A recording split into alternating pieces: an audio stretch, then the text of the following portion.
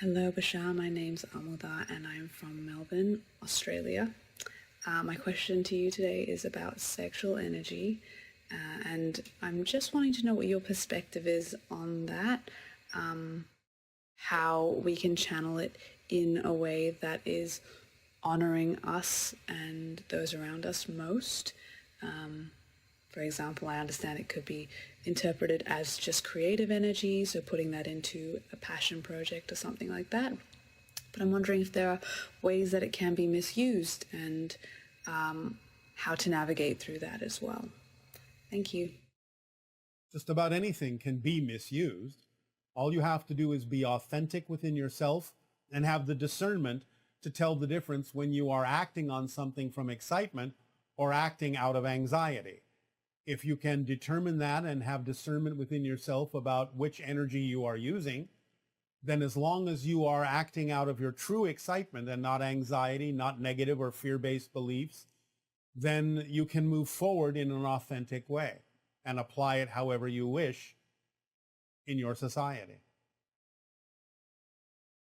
Good day, Bashar. What would you like to discuss this day? Well, it is really a good day communicating with you. It's been a while. Well, my first question is you talking about removing the fear-based beliefs. I'm having some challenges in that regard. No matter what modality I use, like meditations, therapy, or digging deep, they still creep up. They still come up. And they may continue to do so as long as you believe that they serve you somehow. Remember, that's the motivational mechanism. You don't hold on to something at all, ever, unless you have a belief that says it's somehow better to hold on to it than the alternative. So you have to allow yourself to understand, what is it you're getting out of holding on to it? What benefit do you believe you're getting by holding on to those negative beliefs as opposed to the alternative? If you're making the alternative seem scarier, then you will continue to hold on to the beliefs that you have, no matter how uncomfortable they may be, because you're making the alternative seem worse. So you don't do anything that you don't believe benefits you. So even though you may intellectually know that these negative beliefs don't benefit you, you will continue to hold on to them and they will continue to crop up as long as you have a belief that the alternative is worse. And how would I get to the point where I actually realize that? Well, can you give us a specific instance in which you find that you are still experiencing these fear-based beliefs?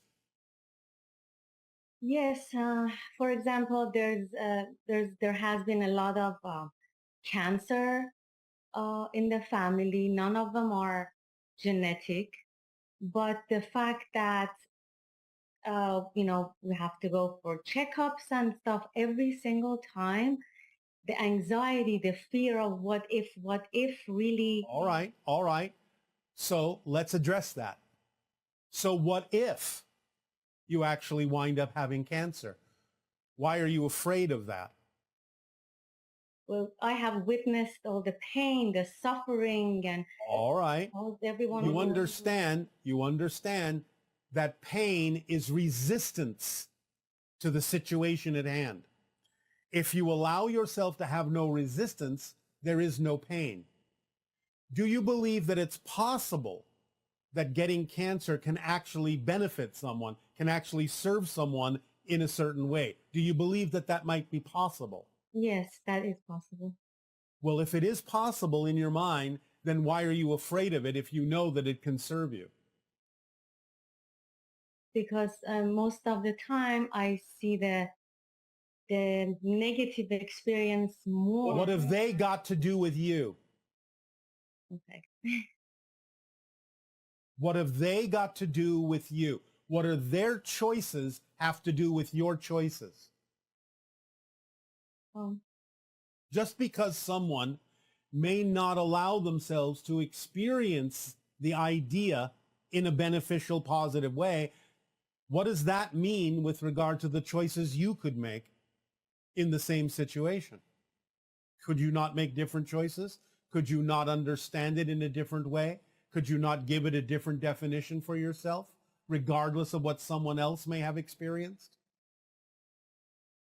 Yes, I guess so. Well, then why are you holding on to the idea that the only choice for you is something similar to what they chose? Yeah, that makes sense. I know. That's why I said it. Does that help alleviate the fear to some degree? Knowing that you could make a different choice of how to experience something like that, should it occur? Yes. It could serve you in a variety of ways if you allow it to. And the idea really, paradoxically, is that being willing to know that you can do that you can make a different choice, actually reduces the need to have that experience. Because it may be that the only reason those people are having the painful version of that experience is they're simply not willing to allow it to serve them in a positive way. But you could learn similar lessons by doing something else. If you're willing to accept all things as having a reason for being there that could serve you, then you can have the freedom to choose other ways in which to learn the same lessons rather than being resistant to any particular way that might crop up, knowing that anything can serve you if you stay in a positive state. This is why we talk about the formula, and one of the principles in the formula being stay in a positive state no matter what happens. Otherwise, you're not going to be able to extract a benefit from it. You're only going to experience it in a negative way. But if you understand the importance and the relevance of knowing anything can serve you in a positive way, if you let it, you can figure that out, figure out how it might be serving you or even serving others that you have that particular experience, then it really doesn't matter what happens, and you can relax about the idea and not be tense or anxious about any particular thing happening, because you know and understand how the formula works, and you know and understand that by assigning a more positive effect to this idea, that it can serve you in a positive way and serve others in a positive way. And so why would you care what happens? Make sense? Yes. Yes. Does that help you? Yes, a lot. All right. Do you feel a little bit more relaxed? Yes. Take a deep breath in and let it out. So, anything else? Yes. Few years ago, you told me that I'm participating in the hybridization program, Yes. acclimating the children. Yes, teaching them about life on Earth. Yes. Yes. Any update on that? Where I am? Well, it's still going on, but it is getting closer, which is why we have called this particular transmission 1 minute to midnight. Tick tock, tick tock. It's not so far away. Get on about aligning yourself with who you truly are and recognize that you are this close to contact. Am I going to be able to meet some of those children? Potentially. We can't say for sure, but potentially there is a high probability. All right. And also, I've had this vivid dream a few years back that there was a spacecraft right in the backyard. The stairs were down, and a male figure was standing on top with like a bleach blonde long hair, like waiting for me or something. Yes. Can you shed some light on that? This is a reflection of your Pleiadian connection. Oh, I thought so. Oh, wow. Thanks for confirming that. Yes. Anything else? Yes, when in Egypt, in the Giza pyramids, when I touched the walls, I was going through time so fast, like back in time. Yes. Um, I don't know what was happening in that moment. Well, it's not uncommon. The idea of the Great Pyramid is a generator of energy. Even though it's not necessarily functioning in the way that it used to, it still is capable of generating fluctuations in space, fluctuations in time. It has the ability to pop a person out of the space-time continuum into the astral realm as well, when the person is in the right frame of mind, in the right state of being. So you may experience in the Great Pyramid different kinds of time and space fluctuations. It's not unusual. All right. That's cool. Another question I have, I use a pendulum as a permission slip to have a communication with my higher mind, higher self. Yes. Is that a good tool to use? Well, you're attracted to use it, so I guess it works for you. All right. But then there are times when I use it as a yes or no. Yeah. Mhm. Sometimes, no. sometimes it's very accurate and sometimes it's not. So I'm really like, Well, not. again, you are being trained to learn how to tell for yourself, to discern for yourself what path to take. So the idea is that sometimes it will seem to be in alignment and sometimes it won't, to give you the opportunity to practice knowing the difference of what path to take without the pendulum. Because it's not about always relying on the pendulum. It's about relying on yourself. So the pendulum will also act as a teaching device so that you understand that you have the ability to tell the difference as to what path is correct for you, yes or no. I see. Also, So you have to rely more on your own abilities. Okay. About that. About relevance, how do we know? Is it just like following the formula that what is relevant or not? Yes, remember, one of the things about the formula is it activates the tool of relevance. Only the things that are relevant for you will pop up, or it will teach you how to tell the difference between what is and isn't relevant for you. You'll have better discernment, better sensing about that idea, which is what we were just talking about. Right. Remember, all permission slips also contain the idea of losing the need for the permission slip and relying mostly on yourself as the permission slip. So permission slips, when used properly, will render themselves obsolete eventually. I do sometimes ask the question without the pendulum and then wait. I don't even need to wait really. In that instant, I hear within myself the answers. But then Yes. there are moments that I don't know if I'm doubting the answer or not, but Yes, you probably are. But again, remember that doubt is simply a trust in something you don't prefer. oh, okay. So again, keep practicing. You'll get better at it. Okay. Thank you. Don't worry about the timing. Just keep practicing. Thank you. You are welcome. I have a question in regards to the energies in the Middle East. We may or may not be able to answer this if it is of a political nature. Well, I'm curious to know if there's a probability of changes of energy in that area. Well, eventually, yes. But right now, the energy has changed into the energy of warfare and conflict. It has accelerated in that direction. Are you able to tell me which direction this is going to go? Is it going to be more peaceful soon or? It will be more negative before it is more positive. But it will reach a breaking point at some point in the near future, but not right away. Let me see. It has not reached its breaking point yet.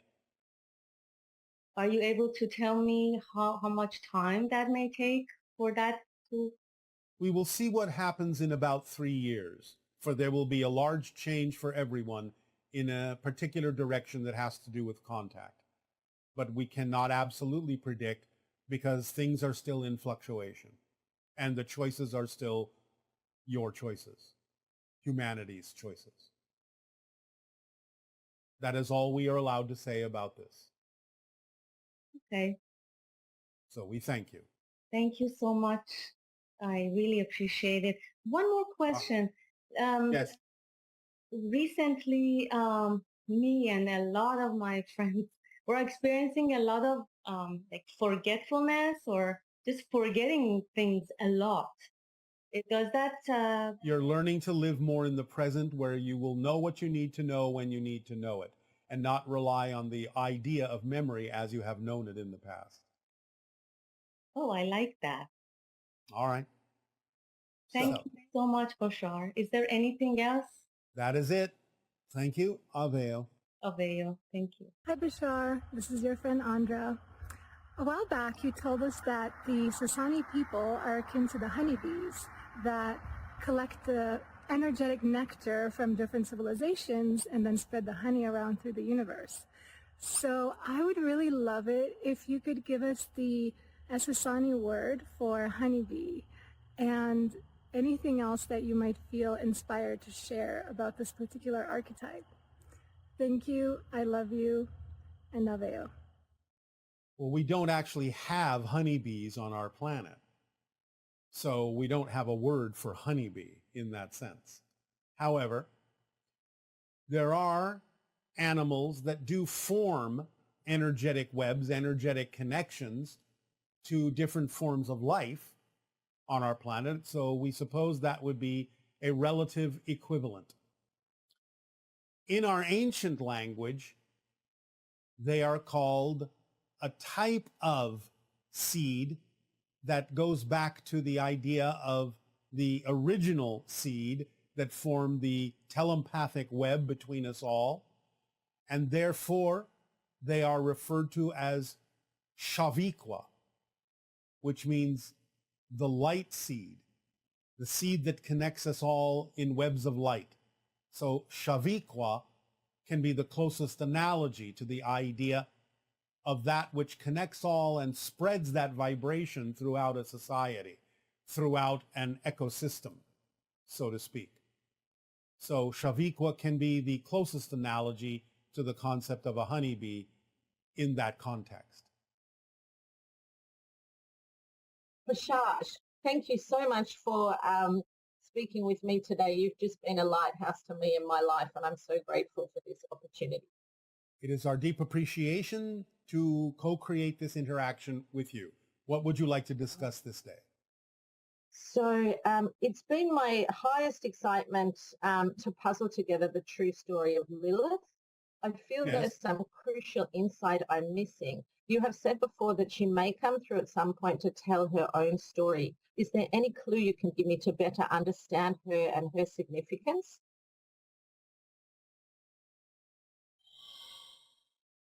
One moment.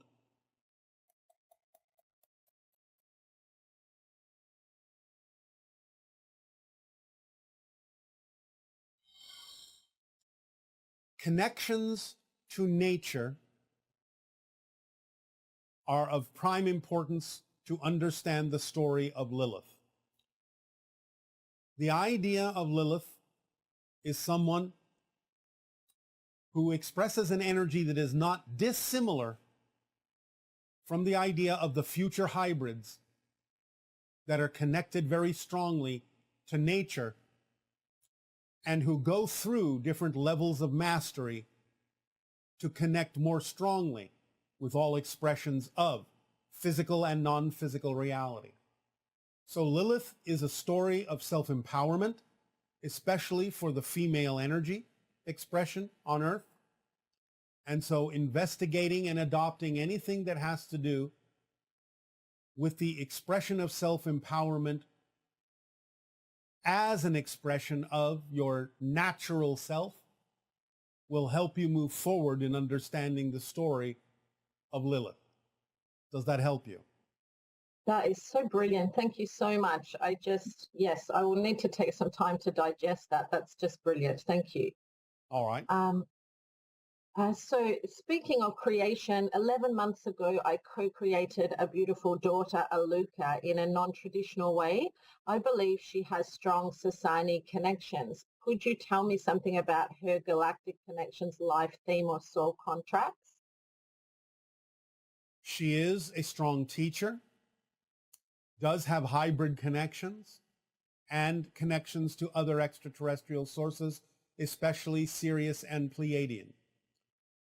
In time, this being may be involved in some interactions with the hybrid children that will come to Earth to live among you eventually, among humanity. But for now, it is premature, still developing and still growing. Amazing, thank you. Speaking of the hybrid children, I have 7 hybrid children, and I know that there is a timeline where we could, meet in my lifetime. Are they sort of paused in childhood, or is there until they're integrated on Earth, or are they going to age in a way we understand it? They will to some degree age, but they will not appear to age in the same way that humans do. The idea is that they are much longer lived, and the idea is that they don't necessarily deteriorate as they age, as they mature. So they may still seem very young even when they have achieved a greater age. Yes, yes. And in terms of the potential of the timeline where we could have contact with them in a physical way, is that strengthening in possibility as we move through the window of open contact? Yes, for those along that path, it is something that at the outside would probably not take longer than about 20 of your years at the outside. Wow. Oh, that's so exciting. Oh, my goodness. I recently returned from powerful vortex sites in Sedona and Chilca, Peru. I'm excited to see if I can map portals and vortexes around my home state of Victoria in Australia. Do you have any recommendations about vortexes in Victoria or Australia? Well, obviously, an extremely powerful major vortex is in the idea of what you call Ayers Rock. Yes? Yes, yes. The Alice Springs area. But there is also a major electromagnetic vortex in the area known as Pine Gap. Oh, I was just reading about that yesterday. How synchronous. Is that, is that similar to an Area 51 energy? Yes. Yeah. Oh, wow. And there is, in fact, an underground base there. Unreal. Oh, my goodness. So thank you for that information. That's a beautiful synchronicity. I am going to go there, Bashar. Oh, all right. Have fun. Yes, I will. If you are sensitive to it, you may be able to actually physically feel the electromagnetic vibrations that are in that area in certain places, especially when you pass between large rock formations on the road. Amazing. I mean, for some reason, I had felt that Australia didn't, was not such, like, as I returned from Sedona and Peru, I felt so invigorated by the vibrations there, and I felt a little bit disheartened when I came back to Australia, and I decided that that wasn't a positive way to feel. So I want to be able to locate the high energy sites here, and Uluru, obviously, yes, I've been there. It's so fantastic. But Pine Gap, wow, I'm really interested to. All right. To go there. Thank you. Have fun in your explorations. I will. I will. You may actually also wish to actually take a device that can read electromagnetic energy with you. So, okay, I haven't. I will locate one of those devices. Absolutely. I wonder if I could take that with me to more sites as well. This is really exciting. Yeah. Yes, you can. Yes. You can. Yeah. But you can calibrate it based on what you experience in Pine Gap. Very good. So do you know, I can just research where to get one of those devices. Yes. Yeah. Okay. Amazing. Thank you so much, Bashar. Yes. You're welcome. I've got two more questions, but stop me if I'm going too much. Recently, I have been integrating my multidimensional selves. I've connected to counterparts in Orion, World War II, sort of ancient Roman Judea, and I'm starting to have strong impressions related to more recent military episodes in the Middle East, which seems odd to me because it's contemporary. Are these counterpart experiences, or is it a montage of media I have digested in my life? There is some counterpart experience you are picking up on, yes. Oh, okay. It is a counterpart that is more strongly living out some of the ancient Orion connections. Yes, yes. Beautiful. That makes perfect sense. Yeah, it was that last, it felt very aligned to the Orion story. Yeah. Yes, there are many stories that are playing out on your planet at this time.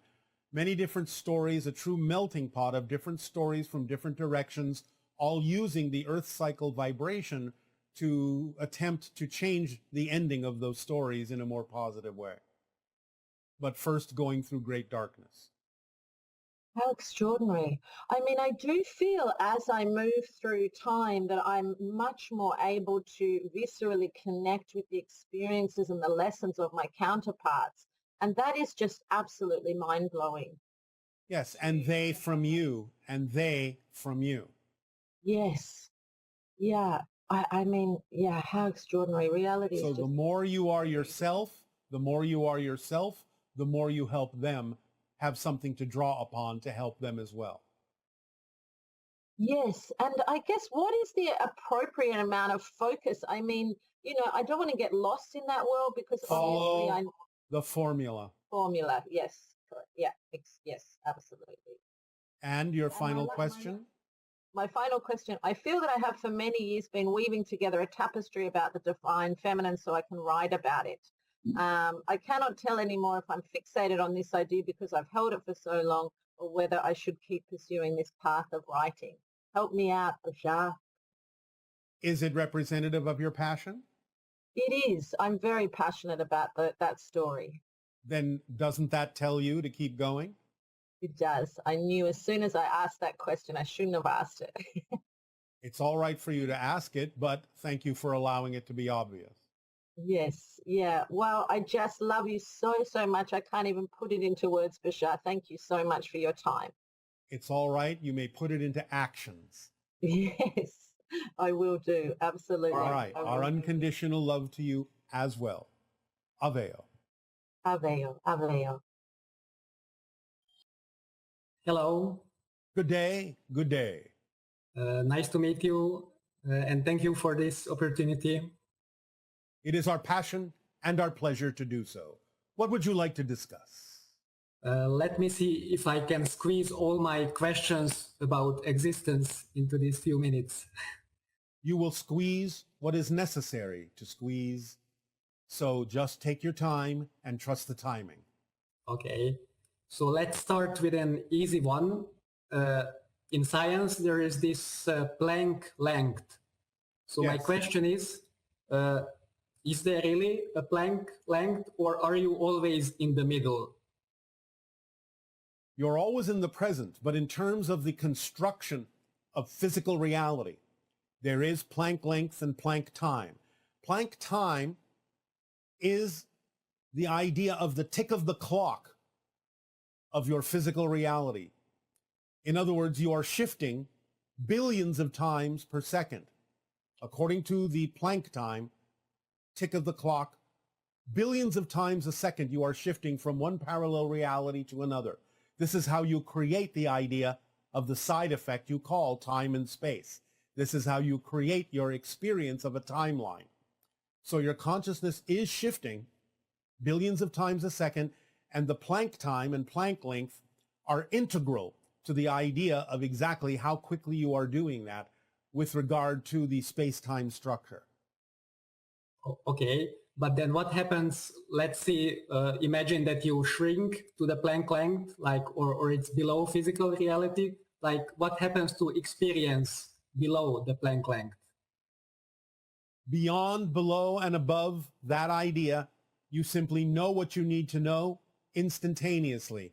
There is a timeless state in which you simply know exactly what you need to know the moment that you need to know it.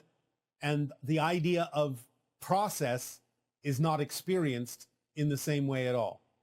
Okay, thank you. Now I have, you had the science of spirit, what is God? You had this in the past transmission, Yes. yeah? And Yes. I have a few questions related to that topic. And you Yes, yes. in that mentioned that there is one, and inside Yes. that one, the first reflection, so to speak, is all that is. Yes. It is what humans call God. So Yes. it's just easier in speaking, so I'm going to refer to this as God. All So right. the question is it when, so to when it becomes aware, like who I am, who are you? Is it alone, or who I am, who are you all? So the moment it becomes aware of itself, it's already like an infinite number of reflections, or is it alone? Like a It is both. solipsistic sense. It is both. Remember, in the one, there is no experience. Only the idea of all that is or God has experience. Therefore, it is instantaneous that it is infinite in reflection, and it is not about the moment it becomes, it always is. There is no moment it becomes. That's a linear way to talk about it. So Yeah. it always is experiencing itself as an infinite reflection. That's its nature. Yes, but then, you know, humans like call that God is omnipresent, omnipotent, and so on. But is God omnipotent, or the one is omnipotent, and God just thinks that he is the one who is omnipotent, but he is just like humans, you know, we think that we are the one who are doing and No, God knows exactly what it is, because again, that's its nature. Its nature is to know itself, and it knows itself as all the reflections, an infinite array of reflections. And like, does God experience everyone's perspective simultaneously? Yes. Like, Yes. but is it Yes. like parallel distinct experiences, or like a white soup of nothingness? It is both. It can experience itself in all ways, because nothingness and the experience of every individual are all possibilities within it, and so it experiences both of those simultaneously. And then what is this concept in the like yogic terms? Like they always focus on like to empty your mind, you know, just be present. So that's Yes. the question, like, can you know everything, like conceptually, or like by being, can you know everything? Or is it always, you know, you cannot know it conceptually, you can just be it? You cannot know everything while you are physical, because it doesn't necessarily relate or relevant to the idea of what you need to understand as a physical being. So you will not know anything. You will know everything you need to know that is relevant for you to have this physical experience. But there are things way beyond physical reality that you simply don't need to know as a physical being. Okay, but let's say from God's perspective, does God know everything, or is it just being without knowing? It is again both, because the idea is both of those are legitimate experiences and reflections of all that is. And remember, God is everything, and therefore it knows itself, and therefore knows everything, but can also experience itself as the nothingness. Mm-hmm. Okay. Okay, yeah, I think that's good. Then again, shifting gears, another topic. I was traveling to the Netherlands by airplane, and a woman with her child sit next to me. And it was like a recognition right away, but you know, we just had some small talk and then parted ways. So my question is, and a few days later, I had some strange vision, as if we were husband and wife in a parallel reality. You know, I don't think this literally, just like as an idea. So like, the question is like, who was she, and why I have, it's not just this one instance, but I have a similar pattern in my life, that whenever I have a recognition, I cannot act on it. But when it's like, when I can act, then it's not close enough. It's just, it's some kind of paradox. All right. Well, we're not going to get into deep detail about the psychology of what's going on there. But the idea in general is that you've set yourself up with agreements with different beings to touch base with you, to trigger within you a recognition of more and more of the connections and agreements that you have with different beings in parallel realities, different energy connections that can help you move forward in your life if you learn to use those connections and those recognitions and agreements in a specific way. So we're not going to go deeply into this because that will require more time than we have here for this transmission. But like currently in that situation, what should I have to do? I cannot act on that experience. You don't have to act on that experience. What I'm simply saying is you can understand that you are giving yourself the opportunity to experience agreements and connections you have made. So it's like a synchronistic touching base to let you know that at that moment, you are in the correct vibration to move forward in your life by acting on the formula and acting on your passion. I see. So anytime you recall what that connection felt like, then you are back in that feeling, back in that vibration. Whether it feels the same or not is not the point. Anytime you can remember what that felt like, that connection felt like, you are in the correct vibration. So use that to move forward when you take action on your passion in life. And then one more thing, when I was a child, I don't know, maybe 5-6 years old, I had like a sleep paralysis, when you wake up and cannot move. Yes. And yes. I experienced like in the medieval times, there is this depiction there a demon is sitting on your chest. So I was experiencing someone in a black hood and I wasn't able to move. And I don't know, after a minute, I was jump up, turn on the lights, it disappeared. And that was my only, paranormal experience. What was that and what should I? Well, again, you are shifting to other realities where you are encountering different kinds of beings. To some degree, this is simply your interpretation of a reflection of being shifted to a reality where you were allowed to face your own fears as a child and let them go. So you were given an opportunity to look at the shadow part of yourself that weighs you down and to learn to let it go. Okay, and then the last thing. You said last before. Is this truly your last? It's never ending. All right, let it be your last for now. Okay, thank you. Thank you. And Thank you. Thanks for the fish. Aveo. Goodbye.